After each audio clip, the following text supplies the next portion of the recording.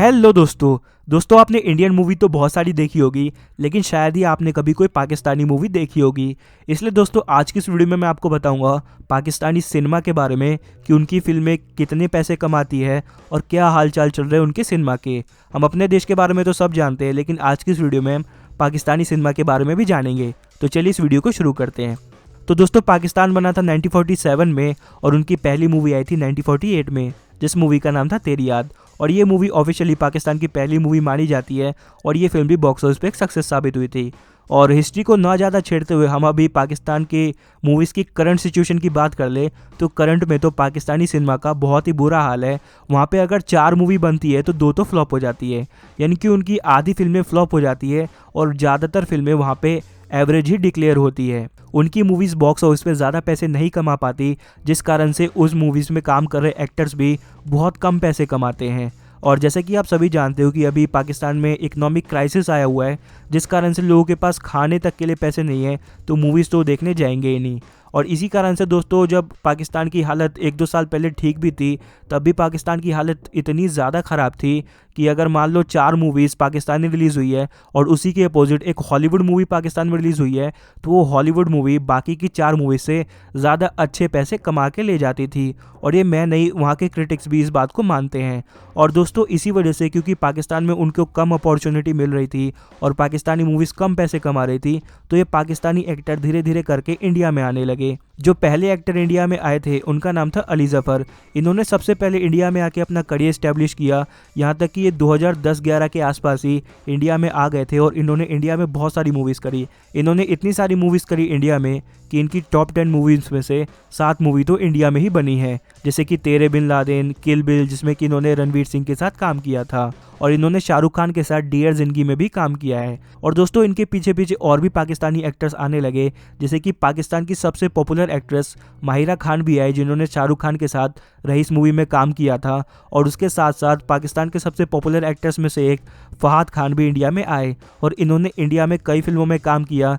Movies जैसे कि खूबसूरत, कपूर एंड सेंस, ए दिल है मुश्किल, जिन्होंने कि बॉक्स ऑफिस पे अच्छी खासी कमाई भी करी। और धीरे धीरे ये इतना ज़्यादा घुल मिल गए थे बॉलीवुड एक्टर्स के साथ कि इन्होंने आईफा अवार्ड्स भी होस्ट किए थे और इनको एक आध अवार्ड भी मिले थे इंडिया में। और ये इतने ज़्यादा घुल मिल गए थे एक्टर्स के साथ कि आपको अमूमन करण जौहर या रणवीर कपूर के साथ फ़ोटो में दिख जाते थे। लेकिन दोस्तों इसके बाद क्या हुआ कि साल 2016 में एक बहुत ही दुखद घटना घटी। पाकिस्तान के कुछ टेररिस्ट ने इंडियन आर्मी पर अटैक कर दिया, जिसमें कि कुछ इंडियन आर्मी के सोल्जर मारे गए। और उस टाइम की जो गवर्नमेंट थी उन्होंने एकदम से पाकिस्तान से हो रहे सारे ट्रेड पे फुल स्टॉप लगा दिया और जितने भी पाकिस्तानी एक्टर्स इंडिया में काम कर रहे थे उनको भी वापस पाकिस्तान भेज दिया और उनको पूरी तरीके से इंडिया में बैन कर दिया कि वो कभी भी इंडिया में आके काम नहीं कर सकते थे। और आतिफ असलम जैसे सिंगर्स को भी वापस अपने देश जाना पड़ा। और आप सोच के देखिए कि हमारी करंट गवर्नमेंट ने उरी अटैक के बाद सारे पाकिस्तानी एक्टर्स पे बैन लगा दिया और जो पिछली गवर्नमेंट थी उन्होंने 26/11 जैसे इतने बड़े टेररिस्ट हमले के बाद भी इन एक्टर्स पे बैन नहीं लगाया था और ये आराम से इंडिया में काम कर रहे थे। और इसी कारण से दोस्तों ये एक्टर्स इस हद तक बॉलीवुड में घुल मिल गए थे कि ये अवार्ड शो जीत भी रहे थे और उसको होस्ट भी कर रहे थे। और अगर ये सब ऐसे ही चलता रहता तो ये जल्दी आपको और भी बहुत सारी फिल्मों में देखने को मिल जाते। और जैसे ही पाकिस्तानी एक्टर्स को बैन किया गया तो ये अपने देश वापस चले गए और वहाँ की फिल्मों में काम करने लगे। और जैसा कि आप दोस्तों जानते ही हो कि पाकिस्तान हमसे इकॉनमी के मामले में और पॉपुलेशन के मामले में बहुत ज़्यादा पीछे हैं, तो उनकी फिल्में कितनी भी कोशिश कर ले वो हमसे आगे नहीं जा सकती।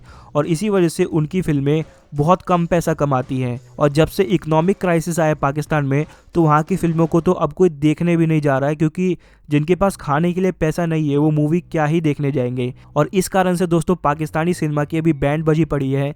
बीते लंबे समय से कोई भी पाकिस्तानी सिनेमा की मूवी हिट नहीं हुई है बॉक्स ऑफिस पे। जो लास्ट मूवी एक सुपर हिट साबित हुई थी उस मूवी का नाम था कायदे आज़म जिंदाबाद, और उसके बाद से भी कोई भी बड़ी फिल्म नहीं हिट हुई है। जब से इकोनॉमिक क्राइसिस आया है पाकिस्तानी सिनेमा ठप पड़ा हुआ है। लेकिन दोस्तों इसका मतलब ये नहीं कि पाकिस्तान में अच्छी मूवी नहीं बनती। पाकिस्तान में अच्छी मूवीज़ भी बनती है, जैसे कि जवानी फिर नहीं आनी 2, मौला जट, लंदन नहीं जाऊंगा, तीफा इन ट्रबल, ये कुछ ऐसी मूवी है जो कि पाकिस्तान में बनी है और ये मूवीज़ वाकई में बहुत ज़्यादा एंटरटेनिंग है। दोस्तों पाकिस्तान में क्या होता है कि पाकिस्तान में मेनली ड्रामा मूवीज़ बनाई जाती है, क्योंकि ड्रामा मूवीज़ में एक सिंपल स्टोरी होती है जो कि ऑडियंस एंजॉय भी करती है, और ड्रामा मूवी बनाने में ज़्यादा खर्चा नहीं आता। क्योंकि पाकिस्तान की हालत बहुत ज़्यादा ख़राब है, तो इसी कारण से वो साइंस फिक्शन मूवीज़ या हॉरर मूवीज़ नहीं बनाता है, क्योंकि उनके पास उतना पैसा ही नहीं है।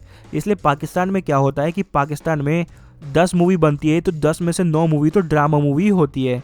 यहाँ तक कि पाकिस्तान की हालत इतनी ज़्यादा ख़राब है सिनेमा के मामले में कि वहाँ के जो एक्टर हैं वो पहले सिनेमा से शुरुआत नहीं करते, वो पहले टीवी सीरियल से शुरुआत करते हैं, और जब उनकी थोड़ी बहुत इमेज बन जाती है टीवी सीरियल में काम करके, तब वो पाकिस्तानी सिनेमा में कदम रखते हैं, और तब वो जाके हमें किसी मूवी में नज़र आते हैं। जैसे कि हम फवाद खान की बात करें तो उन्होंने अपनी शुरुआत टीवी सीरियल से करी थी। टीवी सीरियल जैसे कि ज़िंदगी गुलजार है और हमसफ़र। और माहिरा खान की बात करें तो उन्होंने भी अपने करियर की शुरुआत टीवी सीरियल से ही करी थी, जैसे सदके तुम्हारे और हमसफ़र में वो नज़र आई थी फहाद खान के साथ ही। तो दोस्तों इसी कारण से जो पाकिस्तानी सिनेमा है उसको बहुत ज़्यादा सफ़र करना पड़ता है। वहाँ पे सिनेमा में डायरेक्ट एंट्री की अपॉर्चुनिटी बहुत ज़्यादा कम है, इसलिए एक्टर्स को पहले टीवी सीरियल से शुरुआत करनी पड़ती है, उसके बाद सिनेमा में कदम रखना पड़ता है। जबकि इंडिया में क्या होता है कि स्टार किड को लॉन्च करने के लिए 50 करोड़ रुपए तो ऐसे ही खर्च कर दिए जाते हैं। तो दोस्तों अब हम पाकिस्तानी सिनेमा की फिल्मों की बॉक्स ऑफिस पे भी नज़र डाल लेते हैं।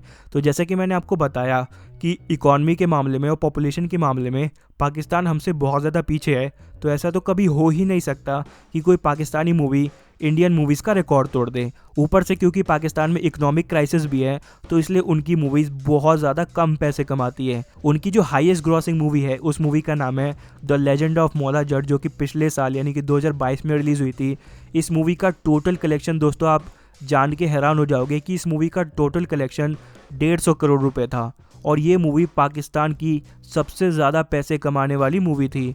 और ये मूवी जब हिट हुई तो इस मूवी को क्रिटिक्स ने भी बहुत ज़्यादा पसंद किया, और इस मूवी के हिट होते ही जो पाकिस्तान के लोग थे उन्होंने इस मूवी को RRR से कंपेयर कर दिया, क्योंकि उसी समय पे RRR मूवी भी रिलीज़ हुई थी। और इसी कारण से पाकिस्तानी सिनेमा को बहुत ज़्यादा ट्रोल भी किया गया था, क्योंकि RRR और the legend of Maula Jatt का कोई मैच ही नहीं है। तो दोस्तों आप खुद सोच सकते हो कि उस कंट्री की सबसे ज़्यादा पैसे कमाने वाली मूवी 150 करोड़ कमाती है, और यहाँ पे यानी कि हमारे देश में कोई एक्सपेरिमेंटल मूवी बनानी होती है तो उसी मूवी को बनाने के लिए 400 से 500 करोड़ रुपए खर्च कर दिए जाते हैं। तो दोस्तों आप सोच सकते हो कि अभी पाकिस्तानी सिनेमा कितना ज़्यादा पीछे हमसे, और जब से वहाँ पे इकोनॉमिक क्राइसिस आया है पाकिस्तानी सिनेमा तो दोस्तों ठप पड़ चुका है। 2022 से उन्होंने कोई भी बहुत बड़ी ब्लॉकबस्टर हिट मूवी नहीं दी है अभी तक, और अगर उनका क्राइसिस ऐसे ही चलता रहा तो शायद वो आगे भी ना दे पाए। तो दोस्तों अब मैं उम्मीद करता हूँ कि आपको पाकिस्तानी सिनेमा के बारे में समझ आ गया होगा सब कुछ। तो अब बस इस वीडियो में इतना ही। अब आपको ये वीडियो पसंद आई तो इसे लाइक करें और मेरे चैनल को सब्सक्राइब करके बेल आइकन को प्रेस कर दीजिएगा। Thanks for watching this video. मिलते हैं आपसे अगली वीडियो में, तब तक के लिए बाय।